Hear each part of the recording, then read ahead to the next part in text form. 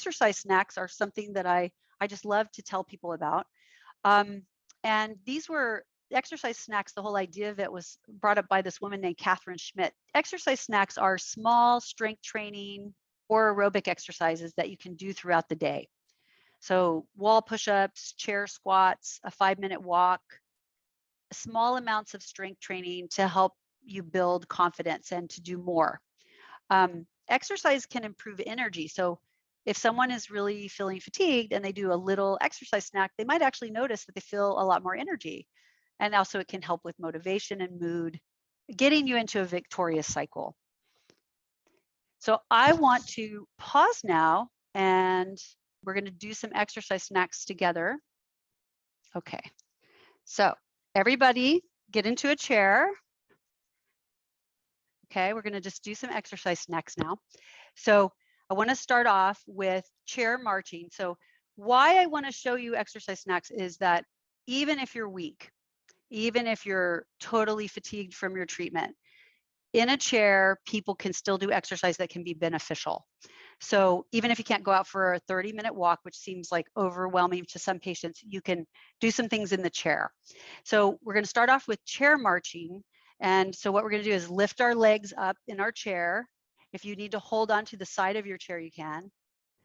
And just raise the legs. We're going to do 20 chair marches. So ready? 1, 2, 3, 4, 5, 6, 7, 8, 9, 10, 11, 12, 13, 14, 15, 16, 17, 18, 19, 20. Okay. So you can stop and kind of shake everything out. And I'm going to do another one that's that uses your forearms and your hands, muscles that get tight. You know, they get tight from being on the computer, but they can just get tight. And so I'm going to try to sit back so you can see me better. You're going to have your hand all the way above your head, arms stretched out, and we're going to just open and close our hands back and forth. And try to just go as quickly as you can back and forth. 1, 2, 3, 4, 5, 6, 7, 8, 9, 10, 11, 12, 13, 14, 15, 16, 17, 18, 19, 20.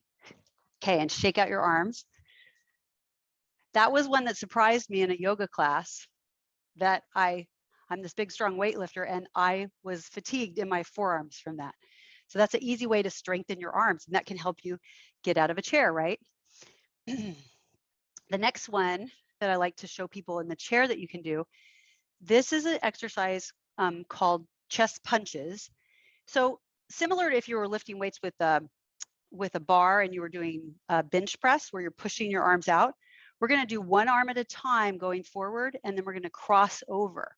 And when you cross over, try to engage your core muscles so that when you're crossing over, you're actually activating your core as well. So crossing over or straight. Okay, we're going to start off with straight, and then we're going to cross over for the last 10. So ready? 1, 2, 3, 4, 5, 6, 7, 8, 9, 10, 11, 12, and now cross over using your core. 2, 3, 4, 5, 6, 7, 8, 9, 10. Okay. And now I'm going to have you sit back in your chair a little bit. And you're going to put your legs out straight. I don't know if you can see my legs. Let me see if I can put this down a little bit more. Put your legs out straight. And then circle your ankles, ankle circles. And you're going to go in one direction, 2, 3, 4, 5, 6, 7, 8, 9, 10. And then the opposite direction. 1, 2, 3, 4, 5, 6, 7, 8, 9, 10. So I don't know how many minutes we just took to do that, but that would be what I would call an exercise snack. And you could have done one of those things, or you could have done 4 of them, but it takes like 2 to 5 minutes and get your blood pumping and get you out of the zone of Zoom.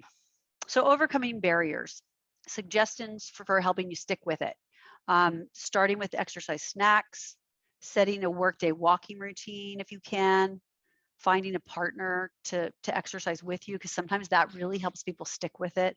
Exercising at home, using a DVD or an internet-based fitness program.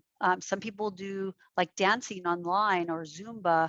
Some people just put on some music at their house and dance a little bit. That's fine too. Using tools to measure your steps. If you're a walker, if you're going to use walking as a big part of your fitness program, getting a pedometer and seeing how many steps you're taking, that can help you, because it can also help you see your progress as you get stronger. You can work with a professional fitness professional, and join a gym, but that's not necessary because there's a lot of exercise you can do at home, and you don't have to spend money to join a gym or get a personal trainer. The psychology of exercise, I mean, this is a big one. So questions to ask yourself and maybe explore with your healthcare provider are, what do you feel you're doing a good job with concerning exercise? So like maybe you're walking and maybe you're not doing any strength training, but you need to acknowledge the things that you are doing that are good. What activity would you most like to do if you started exercising? Are there barriers to starting exercising? And how could they be overcome? And then asking yourself, can I commit to taking some steps toward becoming more active? Even if it isn't those guidelines I talked about, even could you make a commitment to 5 minutes a day of something, or some exercise snacks every day?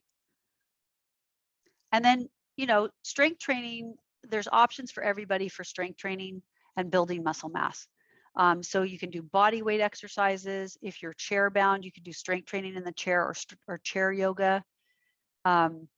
There's yoga, Pilates, Qigong, Tai Chi, and then there's weightlifting basics. And the key 3 that I have in the handout is an easy way to use 80% of your major muscle groups. That's an easy way to get started for patients if you don't know how to lift weights or you haven't done that before.